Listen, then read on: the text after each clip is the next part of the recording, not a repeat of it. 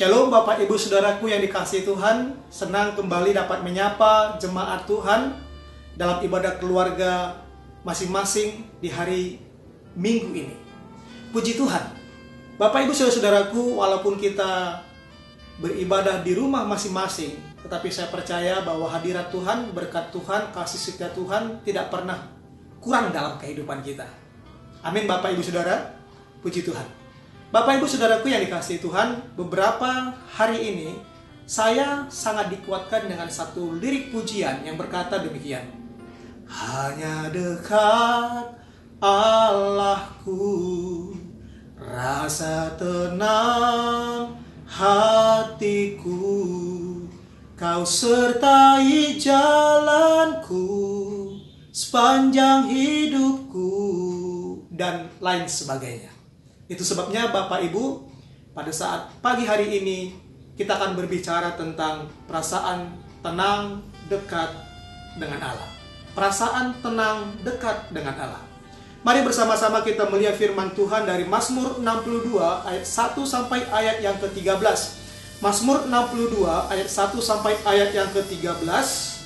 Tetapi saya akan membacakan beberapa ayat saja, yaitu ayat 2, 3, 6 sampai ayat yang ke-7. Demikian firman Tuhan. Hanya dekat Allah saja aku tenang, daripadanya lah keselamatanku. Hanya dialah gunung batuku dan keselamatanku, kota bentengku, aku tidak akan goyah. Ayat 6. Hanya pada Allah saja kiranya aku tenang, sebab daripadanya lah harapanku.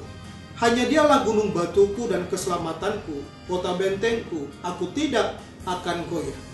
Pada Allah keselamatanku dan kemuliaanku, gunung batu kekuatanku, tempat perlindunganku ialah Allah. Ayat 9. Percayalah kepadanya setiap waktu, hai umat, curahkanlah isi hatimu di hadapannya.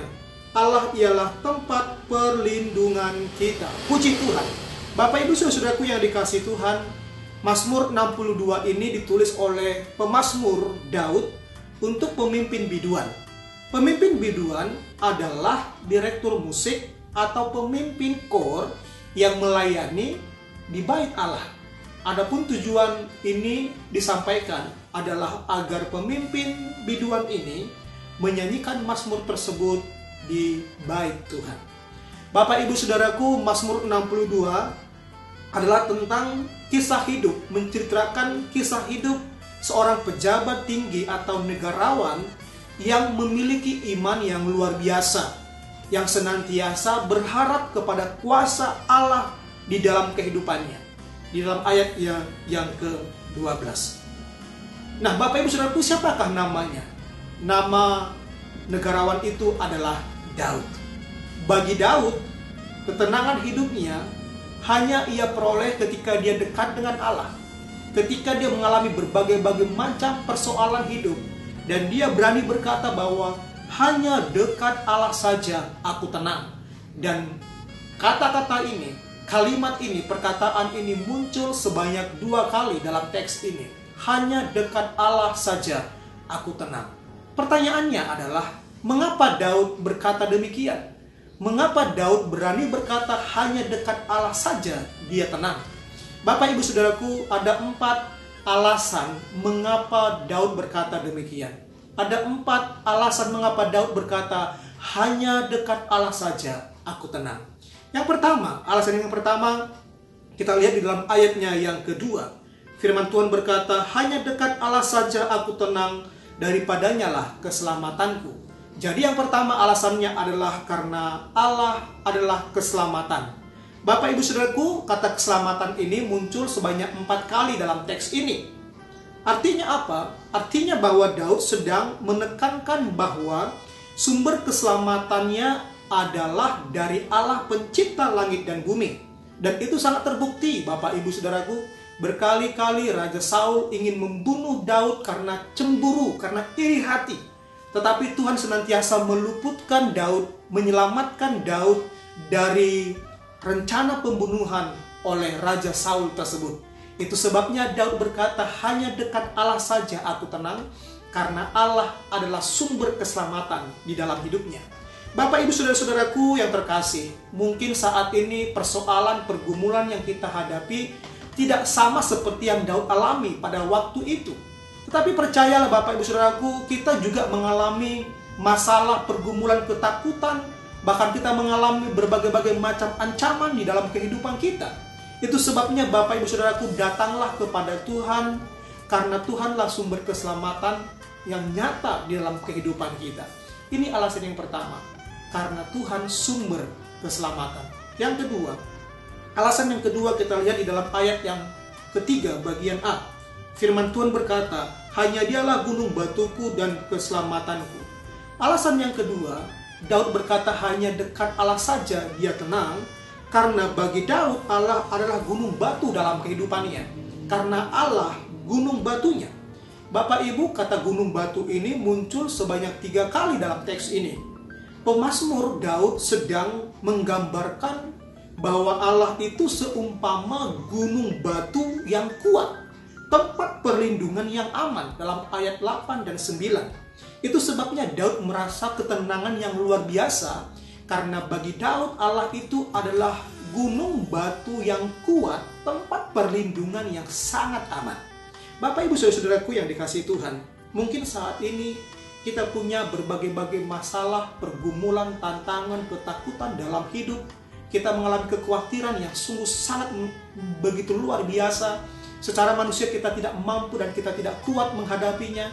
Mari datanglah kepada Tuhan Allah, karena Tuhanlah gunung batu yang kuat, tempat perlindungan kita yang aman. Haleluya. Ini alasan yang kedua.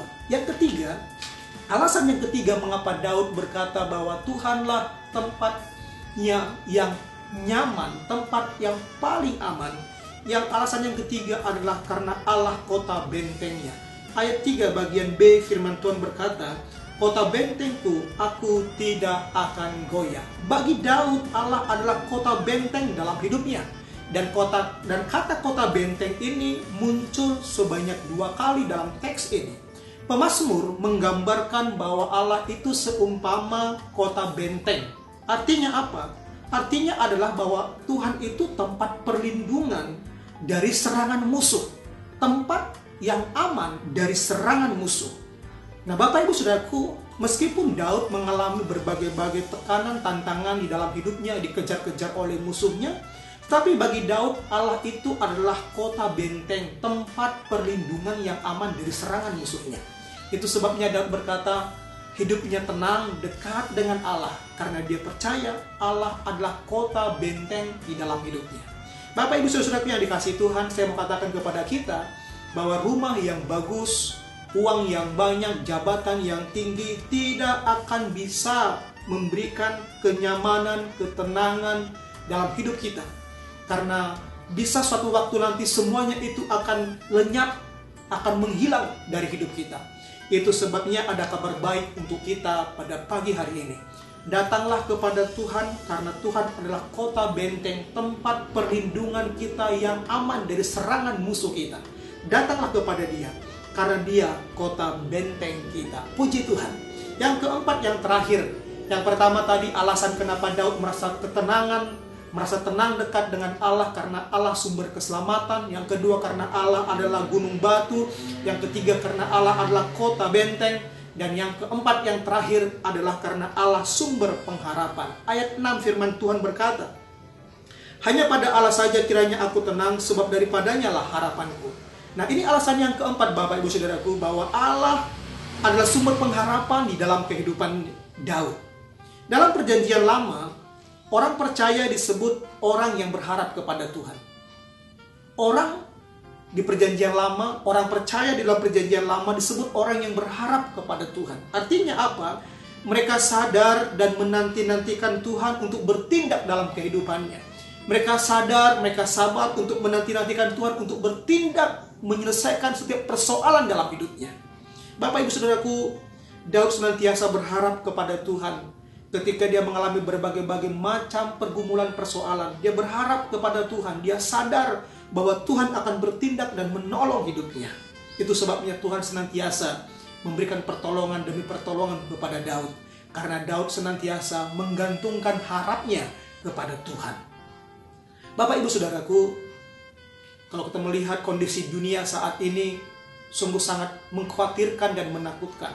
Wabah, virus yang mengerikan, krisis ekonomi yang sedang melanda, dan lain sebagainya itu. Terkadang kita hampir hopeless, kita hampir hilang pengharapan. Itu sebabnya kabar baik kita untuk hari ini adalah ada Tuhan yang menjadi sumber pengharapan dalam hidup kita. Itu sebabnya kita menjadi tenang, karena Tuhan sumber pengharapan yang mampu dan sanggup untuk menolong setiap kehidupan kita. Puji Tuhan. Bapak, Ibu, Saudaraku, kita sudah belajar bahwa Allah adalah keselamatan, bahwa Allah adalah gunung batu, bahwa Allah adalah kota benteng, bahwa Allah adalah sumber pengharapan. Pertanyaan yang kedua adalah, apa respon kita terhadap semuanya ini? Tuhan sudah menyatakan karya perbuatannya yang ajaib kepada Daud. Pertanyaannya untuk kita adalah, apa respon kita kepada Tuhan? Ayat 9 firman Tuhan berkata, percayalah kepadanya setiap waktu, hai umat, curahkanlah isi hatimu di hadapannya.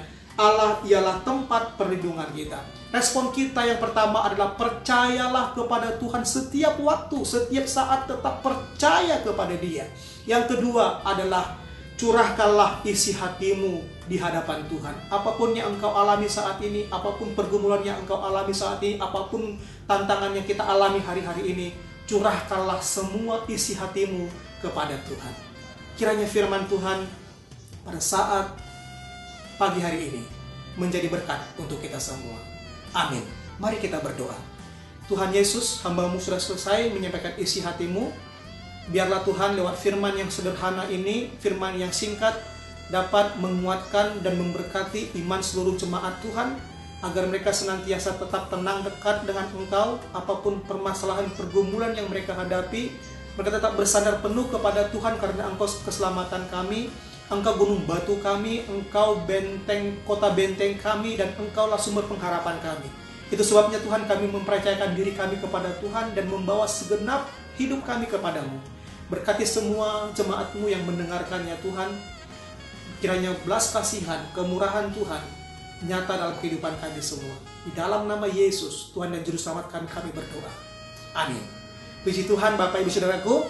Sampai ketemu di minggu depan. Kiranya Tuhan Yesus memberkati kita semua. Amin.